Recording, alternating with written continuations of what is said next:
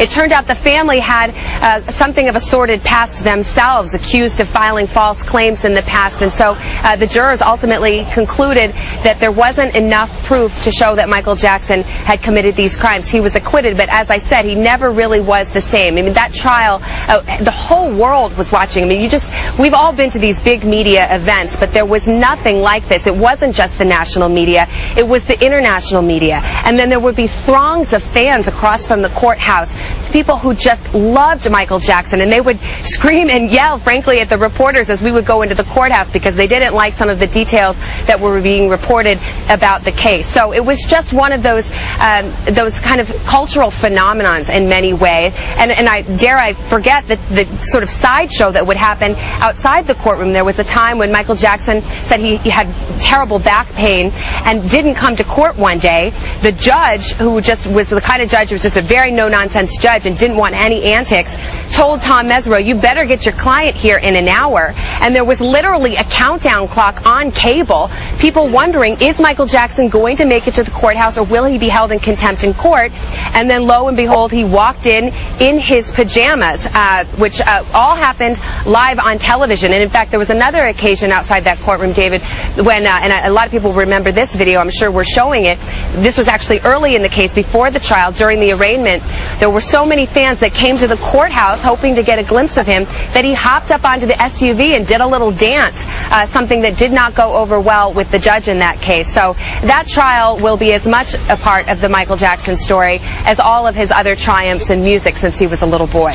NBC's Savannah Guthrie. Savannah, thank you very much. And again, for those of you who are just joining us, NBC News is reporting, we're reporting at this hour, that Michael Jackson has died.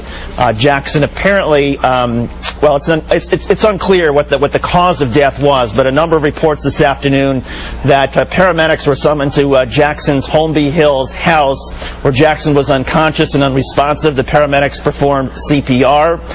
That, of course, did not work. Jackson was taken to the UCLA Medical Center, where doctors pronounced him dead after he had apparently been in a very deep coma.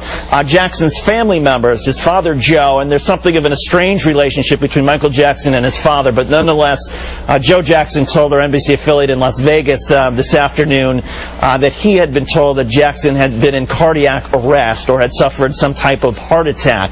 All of this came at a time when Michael Jackson was less than just a couple of weeks away from starting a 3-year-long world tour, which Jackson had hoped to essentially resuscitate his music career, wipe out the debt that he had incurred, and essentially get back his reputation that had been tarnished in large part from the 2005 trial that Savannah was mentioning. We're told that Jackson had been working out with a physical trainer, that he'd been trying to get in appropriate physical shape for a demanding concert tour so that he could give the sort of performances that his fans, many of them, expected and anticipated from Michael Jackson. But again, NBC News is reporting that Michael Jackson this afternoon died. Jackson, of course, part of the famous Jackson 5 from Gary, Indiana. Jackson was 50 years old. He will long be forever remembered, not only for the weird behaviors and the pajama arrival at the courthouse and all the problems that seemed to follow Michael Jackson the last couple of years, but his album Thriller in the 1980s is the single biggest selling album in U.S. history. It made Jackson a fortune. It was a fortune that some Jackson fans felt was wasted away on things that they couldn't quite understand.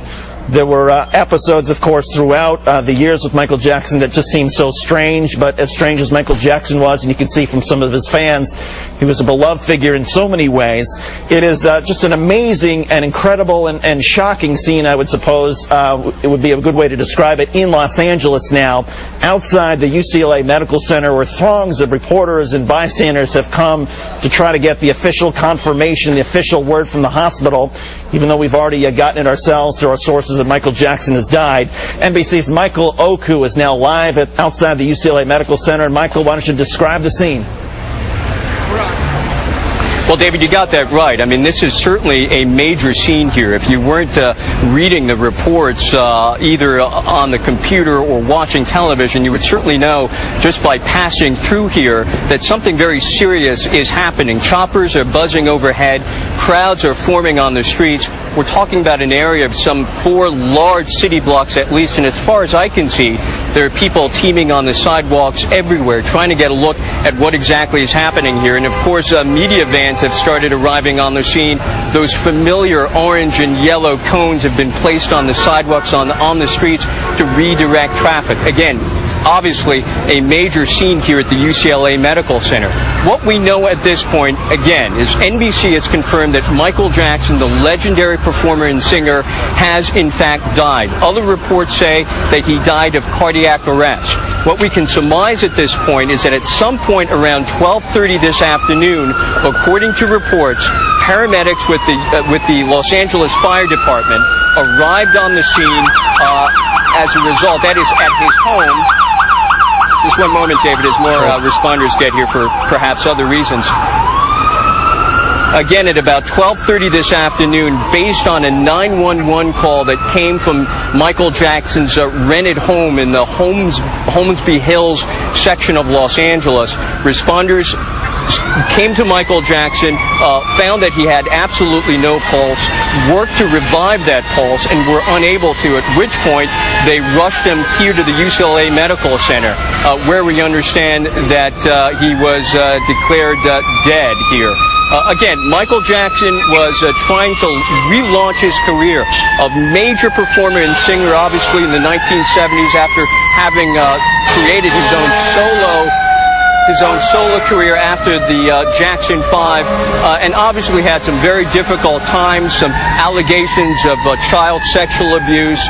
There have been reports, of course, that he has been having some very serious financial problems. A report in the Wall Street Journal recently saying that he was at least half $1 billion in debt, and that he was trying to get his home back again, or to try to sell it, that he was having some hard time trying to upkeep that Neverland Ranch.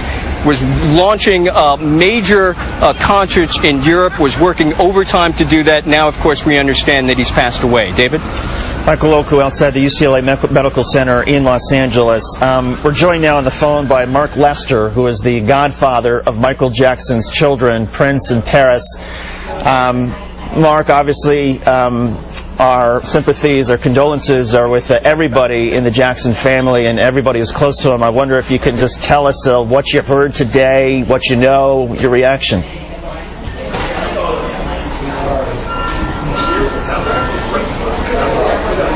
Yeah, cool. Okay, mate, give me a call back in a minute, okay? Cheers. Mark, it's David Schuster. Can you hear me? Hello? Yeah, Mark, it's David Schuster, and I just want to get your reaction, our sympathies, of course, with the entire Jackson family. You're the godfather of Michael Jackson's children. I wonder if you can talk about the situation as you know it.